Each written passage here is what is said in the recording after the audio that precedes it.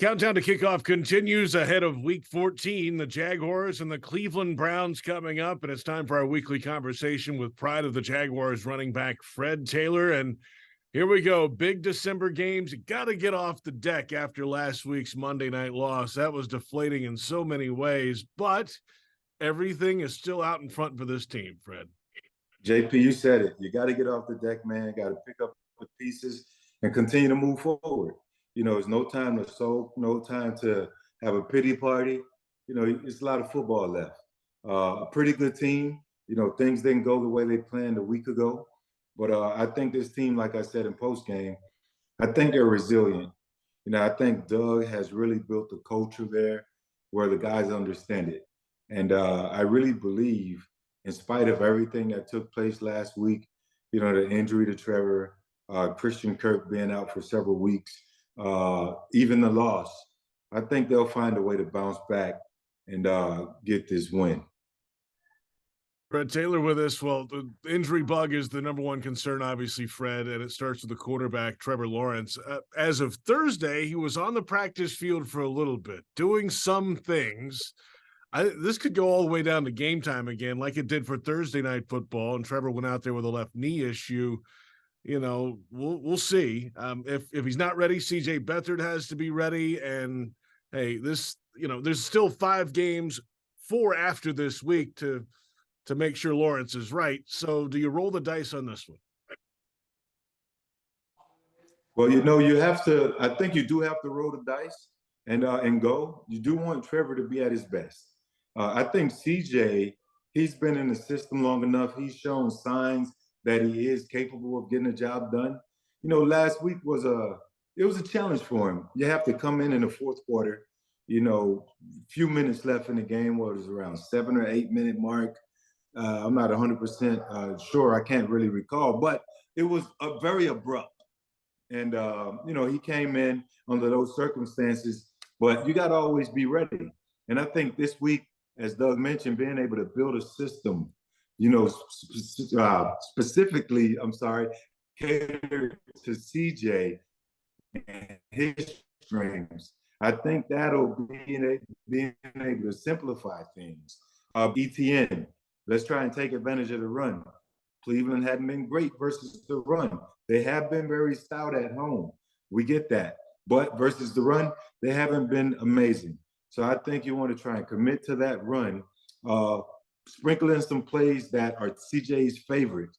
During meetings this week, what do you like? What do you love?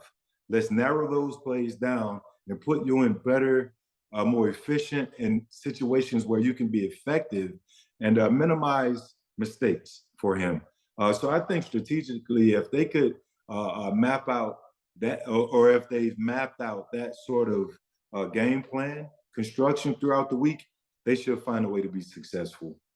Okay, Fred, you know, we hear about high ankle sprains. Did you ever have one of those? And how painful is this?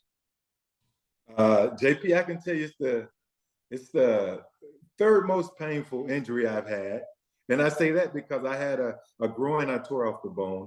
That was the worst pain I ever felt in my life. Typically, that's a surgical procedure they use when you have chronic groin. So that was tough. Turf toe, I had double turf toe at the same time when I was in New England. And lastly, the third toughest one, again, is the high ankle sprain. It's when the ankle rolls inverted. I believe they call it that. Mine led to a surgery. I had to get the tightrope procedure, which we heard earlier in the week. Doug state that Trevor avoided having to have that procedure done. That was done to me in 2010, my last year in New England. And I have 2 vertical plates on the outside of my fib, one of those bones. I don't recall. And I have like fishing rope that they loop and they sort of pull those 2 bones together. And it allows the scarring of that ligament that stretches when you sprain the high ankle. So it's very painful, hard to walk on, harder and tougher to run on. And it takes time, unlike a normal ankle sprain, which is 3, 4, 5 days at max, maybe. High ankles can go anywhere from 3 to 4 weeks, but it varies on each person's body composition. When you add in the sport, the position you play as a running back, having to stop, cut, accelerate, pick up, block, do things unexpectedly, it's tough for my position. At the quarterback position, it's tough, but maybe not as tough, depending on your plant foot and how much protection you get from the guys up front. All in all, it's very painful, to answer your question, JP. Fred Taylor with us. I liked the photo somebody put on X this week of an X-ray of a leg with a dog in it, and yeah, that's Trevor's leg. He's got that dog in him, I guess. I don't know. Trevor certainly has that dog in him. I don't know if you saw it. We talked about him in the podcast that we released on Friday, and man, he does have that dog in him. We are all fans of Trevor Lawrence. He has so much heart, so much fight, so much passion and competitiveness in him. I love to go to battle with him any day. Fred, what happened to the run defense last week? And is that's not who they are, because they've been really good against the run all year. And for some reason, Cincinnati just ran all over them. They were missing tackles, missing gaps. Right. I mean, can they fix that in a week's time against Cleveland? Yeah, you can fix it. Indy fixed it after we ran for 300 plus on them, and they ran off 3-4 wins to go win the Super Bowl. Certainly, you can fix it. It's about having a sense of urgency. The guys have to get in there and watch film, watch themselves, coach themselves, be honest with themselves, and say, "Well, that was me out of position," or as you alluded to a second ago, "That was me. I missed my gap." You know, run game and stopping the run is about 8-man spacing. Each player has a gap. A through C, you have a gap. You have to be in your gap. You have to do your job, do your assignment. Sometimes guys get excited, especially on defense, and they try to do someone else's job. No, be focused, worry about yourself. Communicate. That's going to always be the key. I think that last week was a situation where they saw a quarterback on the other side who didn't have a lot of film. And I believe a lot of those guys were in pass rush mode, getting out of their line, out of their lane, out of their gap, trying to get the quarterback, and it exposed them and opened up the run. And on the back end, you said it, we didn't do a great job of tackling. So those combination of things got them exposed, and Cleveland exploited them as a team should have done. So they can get back to it, though. I think if they just go back, they've watched the film, realized their mistakes, also the effort in tackling. If they can come back to what they're used to, they should do well. And I said Cleveland, I meant Cincinnati. Fred Taylor with us, proud of the Jaguars running back. Cleveland this week, the Browns, of course, 7-5. They're right there in the wild card chase right now. And then next week, of course, the Ravens, they're arguably playing the best football overall in the AFC. Then you got a couple NFC games in the South with the Buccaneers and the Panthers, and then you finish up with the Titans up in Nashville. So that's the slate ahead.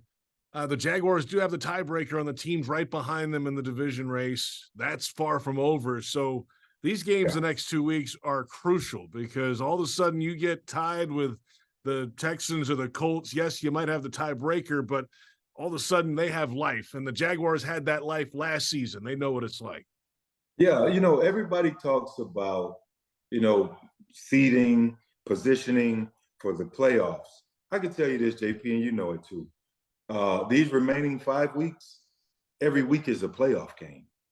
Regardless of a Monday night atmosphere, yeah, you have an opportunity with a night game in an amazing atmosphere on a Sunday night versus the Ravens.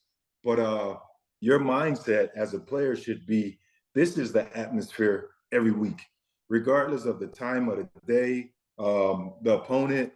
My mindset is, I'm going to go out there, I'm going to do my job, I'm going to play with a sense of urgency, I'm going to display extreme effort, and I will not be the weak link or that guy responsible for us losing. I am not going to be that guy. So everybody should dial in, realize the opponent ahead, realize the magnitude of the moment and what's at stake. Last week, what was at stake? They fell. They completely failed. That was a fail. And they have to somehow bounce back and kind of make some noise like my little bird in the background back there. But they got to go in there and make some noise regardless. Got to make the noise to be heard, Fred. It's what it's Yeah. about. And the Jaguars are right there on the doorstep with. You got to be hungry. When you make that noise, be hungry. I think my bird is hungry. you gotta feed those birds. Nah, they gotta go out there and just handle business. I've said it the entire year. You know, there's been the mantra, one of the mantras, it was always about the Jaguars. And really that's what it comes down to. It's not just cliche. The guys got to really understand that it's about them. Managing distractions, not paying attention to the outside noise, allowing people to tell you how good you are. We saw a little bit of that earlier in the year and thought they shook that out of their systems. And I believe they have. Again, I think they're resilient. And I think they're going to go out there and win this game, despite what's going on around them with players. Doug said it's not about not about any one guy. It's the greatest team sport, and they got to act accordingly. So, saying all that to say, I got Jags. I got the Jaguars. You heard it here first. Fred Taylor with the Jaguars in Cleveland. Let's get it done, Fred, and we'll talk to you in the post game. And that ain't a homer call. That's how I feel. I'll be ready in the post game. I'm sure you will, and we'll talk to you then. I'll see you, JP.